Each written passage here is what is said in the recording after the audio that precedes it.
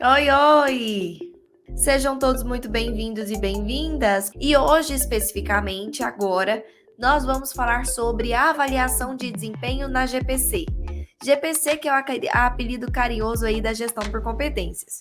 Então, como é a avaliação de desempenho, Elis? Na gestão por competências, como é que eu uso as competências na avaliação de desempenho dos colaboradores? É o que nós vamos ver aqui hoje, tudo bem? Para quem não me conhece, meu nome é Elissandra da Mata, eu sou fundadora do Instituto RH na Prática, que é uma escola de capacitação para profissionais de recursos humanos, e minha missão aqui com vocês é de fato tornar a atuação de vocês como profissionais de recursos humanos muito mais estratégica, muito mais realista e também muito mais prática.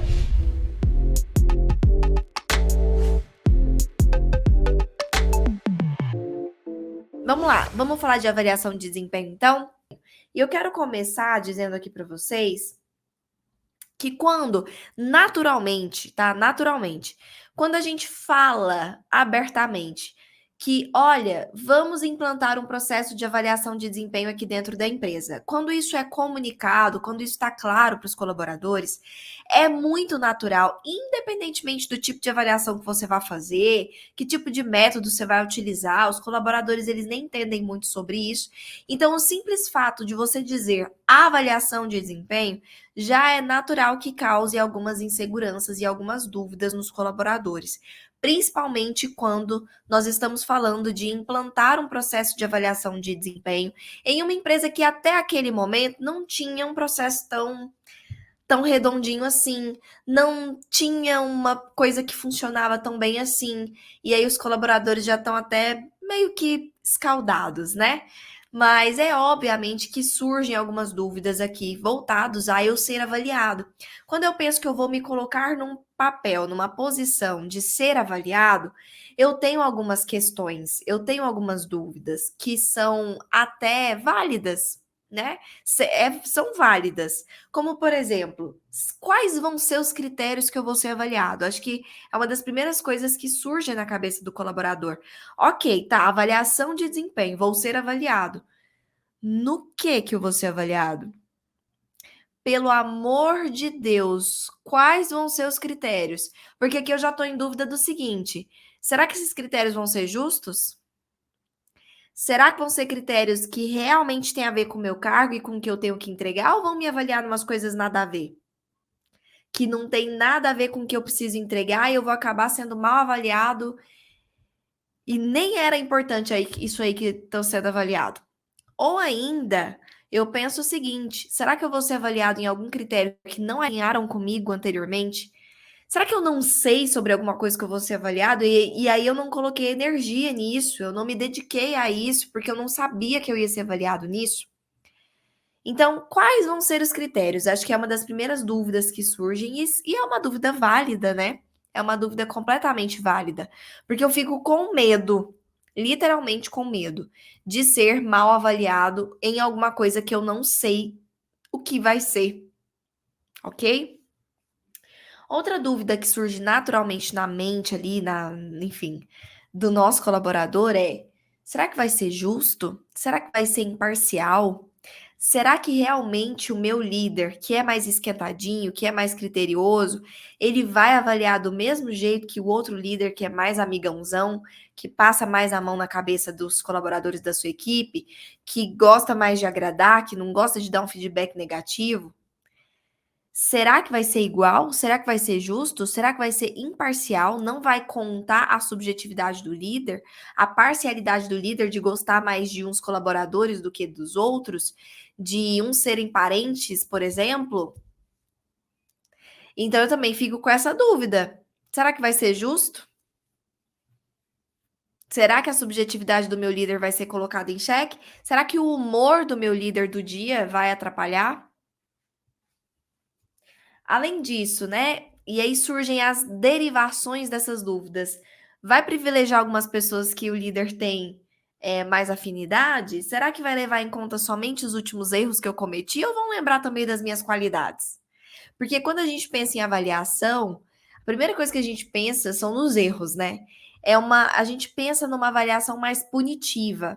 a gente já pensa que então vão procurar e olhar nossos erros para nos punir de alguma forma. Mas é uma dúvida válida, porque a maior parte, o ser humano, de uma forma geral, tende a se lembrar mais do que não vai bem do que o que vai bem. Então, será que meu líder vai lembrar também das coisas legais que eu fiz, das coisas certas que eu fiz nos últimos meses, ou só vai lembrar dos últimos erros? Meu gestor vai avaliar melhor os amigos ou parentes? Será que a avaliação vai ser de acordo com o humor dele? Tudo isso que a gente falou aqui. E bom, é natural que isso aconteça. E obviamente que a gente tem que lidar com isso. A gente tem que comunicar com esse colaborador de forma que ele entenda o benefício para ele. Só que eu só posso comunicar para o colaborador o benefício que vai ter para ele se de fato vai existir benefício para ele. Então, essas dúvidas que o colaborador tem, eu preciso ter certeza que elas não são reais. Que esses medos não vão se tornar realidade. Porque se eu tenho a mínima dúvida que o meu processo de avaliação vai gerar algum tipo dessas questões aqui que o meu colaborador tem receio, então eu já tenho que pensar que esse processo de avaliação não está pronto para ser implantado. Ok? Então eu preciso primeiro garantir que de fato isso tudo são medos infundados e tenho que deixar claro isso para o colaborador por meio de uma comunicação muito clara ali no projeto. E por que que eu tenho que fazer isso? Porque eu não posso desistir desse projeto. A avaliação de desempenho tem inúmeros benefícios, não só para a empresa, mas também para o colaborador.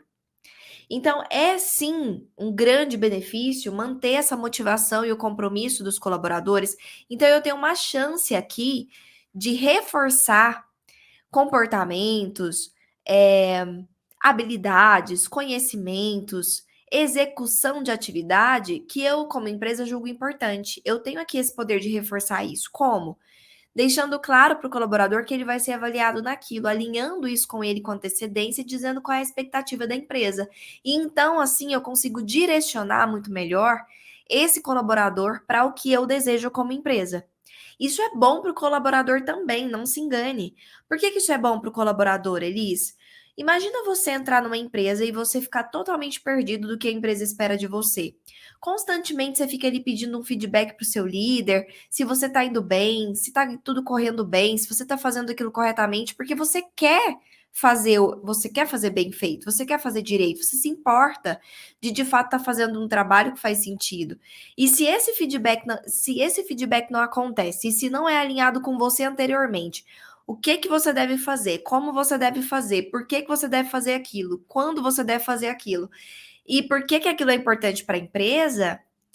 Você fica perdido.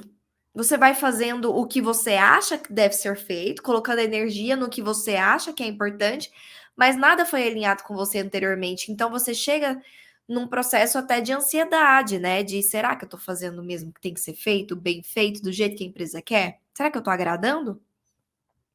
Agora, quando isso é alinhado anteriormente, quando isso é especificado, quando isso é deixado com clareza, quando isso é alinhado, quando isso é de fato deixado bem organizado, isso é ótimo para o colaborador também, porque ele passa a ter essa consciência, ah, bacana, eu sei o que a empresa espera de mim e eu sei onde eu vou colocar minha energia, entende? E eu vou receber esses feedbacks também constantes num processo de avaliação, e isso é bacana para mim porque eu tenho como crescer, melhorar, né? Então é bom para ambos os lados. Melhorar o desempenho. Então, a principal motivo da avaliação de desempenho não é punitiva, pelo contrário, ela é de desenvolvimento, aí é uma intenção de desenvolvimento. E é importante deixar claro isso para o colaborador. A ideia não é punir os erros, a ideia é identificar esses erros, saber da onde esses erros estão vindo, por que que eles estão acontecendo e juntos, como equipe, líder e liderado, trabalharmos para esses erros não acontecerem mais. Então, é um desenvolvimento, é um olhar de melhoria contínua. Então, entendimento de por que você está errando isso, fulano? É falta de algum conhecimento técnico? Será que eu não te ensinei direito? É falta de alguma ferramenta? E aí é entendido, é falta de algum apoio da empresa, de alguma ferramenta, de algum treinamento do que o líder precisava ter acompanhado mais de perto, então vamos fazer isso. É falta de algum desempenho, mesmo de um conhecimento técnico, então vamos ver como a gente pode te ajudar? Vamos pensar num curso de capacitação, vamos pensar num treinamento. Ah, é falta de alguma competência comportamental? Então vamos pensar em como desenvolver essa competência comportamental, como deixar essa questão mais vigilante, mais consciente nos próximos meses, para que a gente volte a reavaliar isso depois. Então, é de fato uma ideia, um viés de melhoria de desenvolvimento, de desempenho daquela pessoa, daquele colaborador. Se ele também encara dessa forma, o processo ele é muito melhor para ambos os lados, porque eu sento naquele momento de ser avaliado sem aquela pressão da punição. Pelo contrário, eu sinto que é um momento de crescimento. Eu sinto que é um momento onde eu vou poder então reavaliar, fazer uma autoanálise, fazer uma autocrítica, avaliar o que eu estou fazendo e melhorar aquilo que eu estou fazendo. Em prol, inclusive, de um crescimento dentro da empresa. Então, ela também vai estar disposta e motivada a se empenhar em melhorar aquilo que não está tão bacana, porque é de interesse dela também que esse desempenho melhore. Tudo bem? Além disso, estimula a eficácia da comunicação interna. Naturalmente, se existe um processo onde existe esse momento do líder dar um feedback, do colaborador ouvir, também dizer, e esse processo acontecer, eu estou estimulando a comunicação entre líder e liderado. Coisa que às vezes tende a não acontecer de uma forma muito clara no dia a dia, porque a rotina acaba engolindo. Então, ter momentos isolados, separados para isso, para esse tipo de comunicação, para esse tipo de viés, é extremamente relevante. Porque eu estou incitando, motivando que essa comunicação ela continue acontecendo. Porque daí eles acabam se acostumando a conversar entre eles, a dar esses feedbacks mais constantes, mais imediatos, a não esperar o próximo ciclo de avaliação para falar alguma coisa, eu já falo logo que a coisa acontece, e essa comunicação passa a ser muito mais fluida. Além disso, eu identifico necessidade de treinamento, claro, porque se eu tenho ali quais são os gaps que aqueles colaboradores precisam melhorar, em questões técnicas e comportamentais, eu consigo mapear muito melhor quais são os meus treinamentos técnicos e comportamentais que precisam acontecer para desenvolver aqueles pontos.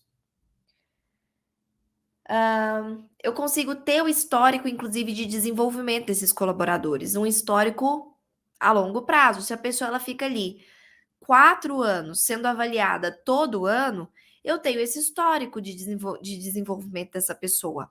Vamos supor que naquele ano a pessoa não foi tão bem na avaliação de desempenho. Eu vou pegar então o histórico dela e entender: olha, mas isso aqui ela tá vindo bem. Por que será que ela piorou nisso esse ano? Porque óbvio que ela tem essa habilidade, ela tem essa competência, senão ela não teria ido bem nisso antes. O que será que aconteceu agora? Ou então o contrário, nossa, essa pessoa vinha muito mal nisso e esse ano ela melhorou, olha que legal, tá desenvolvendo nesse ponto. Ah, olha só, a pessoa, ela vinha meio que piorando nesse ponto e agora ela melhorou. Vamos entender o que que foi? Foi algum plano de ação específico? Enfim, eu tenho esse histórico de desenvolvimento. E isso é muito bacana, né? Porque eu consigo avaliar, entender o que está acontecendo na trajetória dessa pessoa e como eu, como RH e como empresa, eu posso continuar sendo um instrumento para que essa pessoa continue melhorando, tá? E quais são os maiores erros, então, que nós, como profissionais de RH e, enfim, como empresa, nós tendemos a cometer quando a gente decide, então, fazer um processo de avaliação de desempenho?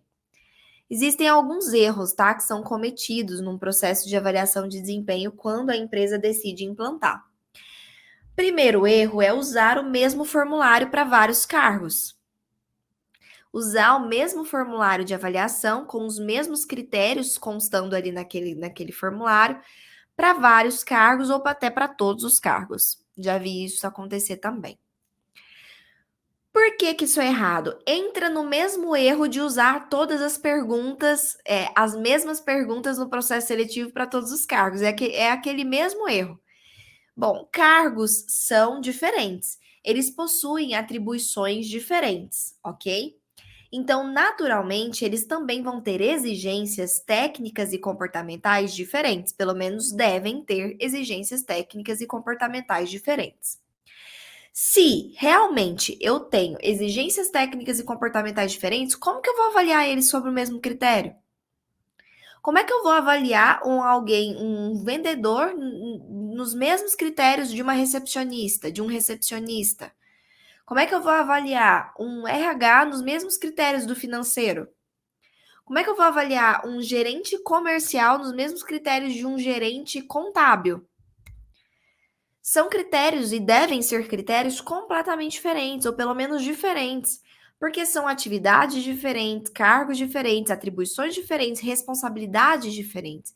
E, obviamente, o que vai ser exigido de comportamento para que aquelas atividades sejam executadas da forma que a empresa espera vai ser diferente. E o que vai ser exigido de técnica para executar aquelas atividades conforme a empresa espera também vão ser diferentes. Então, no final das contas, eu vou ter sim, se eu fizer aqui um processo bem feito, eu vou ter mapeado isso em cima dos cargos e eu vou ter um formulário diferente para cada cargo.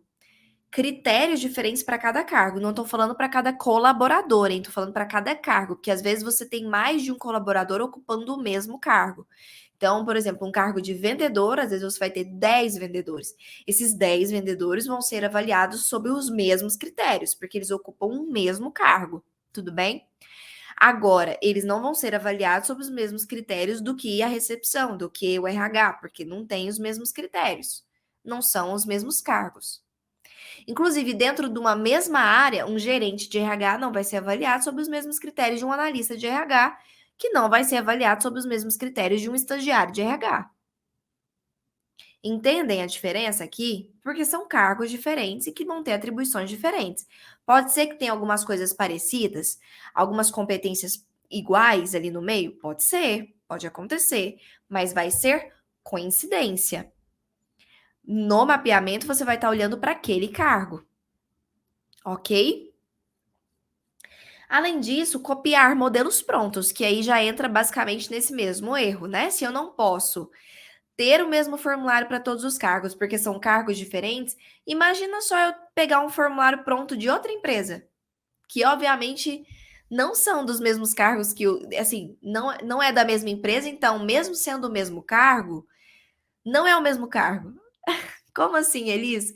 Mesmo eu pegando um formulário pronto de um analista de RH de uma outra empresa que um colega meu me manda, e aí eu pego e falo assim: não, eu vou implantar no meu analista de RH.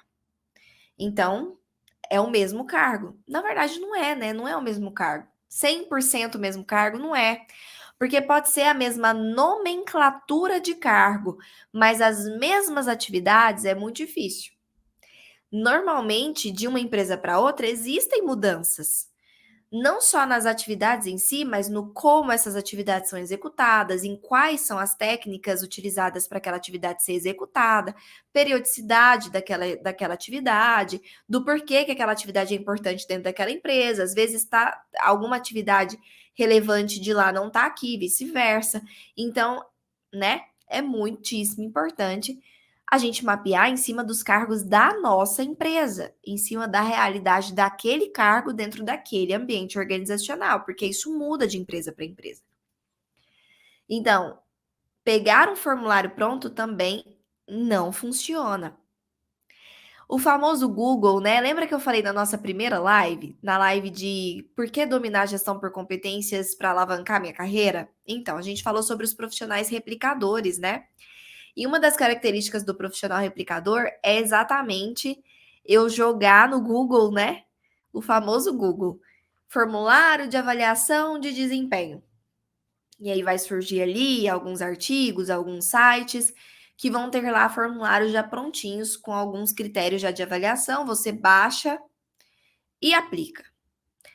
Completamente errado e assim, chance máxima de você não ter resultado. Primeiro que você já entendeu que você precisa mapear em cima do cargo real. E segundo que você já entendeu que não dá para ser os mesmos critérios para todos os cargos. Quanto mais algo pronto que você não sabe nem de onde veio. Qual foi a metodologia usada para criar aqueles critérios, qual foi a técnica, de onde vieram aqueles critérios, do porquê aqueles critérios estão ali, qual é a relevância deles e se tem relevância para dentro da minha empresa. Então, eu não posso fazer isso, eu tenho que mapear em cima da minha empresa mesmo, tudo bem?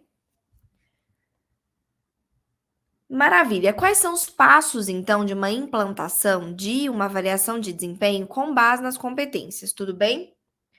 Primeiro é definir que você vai implantar uma avaliação de desempenho por competência. Você tem que definir qual é a metodologia e ir nela até o fim. E não significa que você, escolhendo, por exemplo, a avaliação de desempenho por competências, você não possa aplicar ela 90 graus, 180 graus, 360 graus, avaliação direta com autoavaliação, formas de aplicação. Então, você vai continuar tendo essa flexibilidade de que formato de aplicação você quer utilizar. O que muda aqui na técnica da gestão por competências são os critérios que vão estar no seu formulário. Mas você pode continuar, e deve continuar, inclusive, fazendo a escolha estratégica de qual é a forma de aplicação. Sempre, sempre sugerido por mim começar por uma avaliação direta, né, que é a de 90 graus, mais autoavaliação, e depois passar para 180 e depois para 360, conforme ir acontecendo naturalmente um amadurecimento dentro da empresa com relação à avaliação de desempenho. Começar pelo 360 também é como se fosse um suicídio da avaliação, porque é muito complicado você começar em um processo de uma empresa que ainda não tem aquilo, não tem aquele hábito, com o mais difícil de se fazer. É importante ter uma maturidade ali de avaliação, tanto por parte de quem avalia ter essa maturidade de já saber como funciona o processo, e também por parte do avaliado, né? O avaliado também tem que ter essa maturidade e entender como é o processo de receber essa avaliação. Então, cada um já tem que estar com muita clareza do seu papel e muito maduro no seu papel para que o 360 funcione, tá? Maravilha. Então, segundo passo, depois de definido então que você vai aplicar a gestão por competências, é a confecção da ferramenta. Então, você vai confeccionar ali a ferramenta de avaliação. O que precisa constar ali na sua ferramenta de avaliação? Nós já sabemos que tem que constar as competências técnicas e comportamentais mapeadas daquele cargo. Acho que isso já ficou claro para vocês. Mas tem algumas coisinhas a mais aí que precisam constar na sua avaliação de desempenho por competências. Uma delas são os indicadores das competências. Mas já deixando claro aqui para vocês o que é um indicador, vai ser redundante, né? Mas é literalmente algo que indica algo. Então, um indicador de uma competência são coisas que indicam para mim que aquela competência de fato existe ou não naquele colaborador. Então, se eu penso aqui numa competência, eu até trouxe aqui um exemplo. Ó. Se eu penso na competência organização, organização por si só, se eu só solto lá no meu formulário organização, isso fica subjetivo. Lembra que a gente está fugindo da subjetividade? E isso fica subjetivo, porque organização para mim é uma coisa, organização para você pode ser outra. Então, organização para mim, por exemplo, é a pessoa organizar a mesa dela toda limpinha, uma pessoa organizar o espaço físico. Organização para outra pessoa já pode ser, por exemplo, organização das ideias, planejamento para poder executar uma atividade. Então, para cada um, interpreta de uma forma. Para que a gente não tenha isso, é onde entram os indicadores e os conceitos das competências. O conceito da competência já vem para igualar essa ideia do que é a competência naquele caso. Então, o que é a organização? É a capacidade de blá, blá, blá, blá, blá, blá. Já fica claro o que é que a empresa está querendo dizer com organização naquele momento. E aí já fica nivelada essa questão do que é. E aí a gente precisa aprofundar ainda mais nisso, em como eu avalio isso no meu colaborador. Como saber se o colaborador tem ou não tem. E aí é que entram os indicadores. Então, eu vou deixar a minha avaliação muito, muito, muito objetiva. Ela vai ter as competências técnicas e comportamentais do cargo, os indicadores das competências, os conceitos das competências. Então, exemplo de indicador de organização, por exemplo, vai ter lá para o líder. Olha, líder, né? Basicamente isso. Organização. O colaborador tem o hábito de trabalhar com a mesa bem organizada e limpa? Se sim, já é um indicador de que a organização existe nele. Se não, já é um indicador de que provavelmente a organização não existe nele. Por isso que tem que ter ali 3, 4 indicadores para você ir avaliando um por um e no final, que mais você, se você respondeu mais sim do que não, a ideia é que aquela competência exista sim naquele colaborador. Então, isso ajuda o líder também a pensar, se lembrar de situações que às vezes ele não está lembrando, que dizem respeito àquela competência, tá? Além disso, então, eu também vou ter as competências organizacionais. Você se lembra que eu falei sobre isso? Que o colaborador ele também está encaixado numa cultura, também está encaixado em um ambiente organizacional onde ele tem que estar adequado sim à identidade organizacional daquela empresa, tá? Então, as competências organizacionais são importantes de serem avaliadas não só no recrutamento, mas continuar sendo avaliada durante ali a permanência da pessoa naquela empresa. Porque o que a gente quer é reforçar ainda mais aquele ponto ali dentro da empresa, deixar claro que aquilo é importante para a empresa e que a pessoa vai sim ser avaliada naquilo também. Então, as competências organizacionais são comportamentos esperados pela empresa e que dizem respeito à sua cultura, ao que é importante para ela. Então, não deixa de ser competências comportamentais, só que ao invés de ser do cargo, vai ser da empresa. Então, as competências organizacionais são as únicas coisas que com certeza vão ser iguais em todos os formulários de todos os cargos. Por quê? Porque, como elas pressupõem cultura, você vai avaliar as mesmas coisas do cargo mais operacional ao cargo mais estratégico da empresa. Vão ser exatamente as mesmas competências organizacionais para todos os cargos. Então, essa vai ser a única parte ali da avaliação que de fato vai ser igual para todos os cargos, é a parte de avaliação das competências organizacionais. Além disso, também vão ter os indicadores das competências organizacionais, porque como a gente está falando de comportamentos esperados pela empresa, a gente também não pode deixar na subjetividade e a gente também coloca os indicadores ali. E além disso, e as atividades, Elis? É aí que entram os indicadores de performance. O que são os indicadores de performance? É justamente eu pegar as atividades do cargo e traduzir isso em indicadores esperados, em atividades mais importantes para o cargo que tem que estar ali naquele movimento. Então, vamos supor que para um DP é importantíssimo fechar a folha de pagamento até o dia tal. Isso é assim, super pressupõe, por exemplo, um indicador de performance daquele cargo. Se aquela pessoa daquele cargo está tendo uma performance boa naquele cargo. Então, isso é uma coisa que estaria na avaliação de desempenho daquela pessoa. A pessoa tá ou não tá fechando a folha de pagamento até o dia tal? Rotatividade, por exemplo, no cargo de RH, o turnover tem que estar abaixo de 5%. O turnover está abaixo de 5%? O índice de retenção de pessoas está acima de X%? O índice de adequação do empregado à vaga está acima de X%? O fulano, ele está aplicando pesquisa de clima pelo menos uma vez por ano?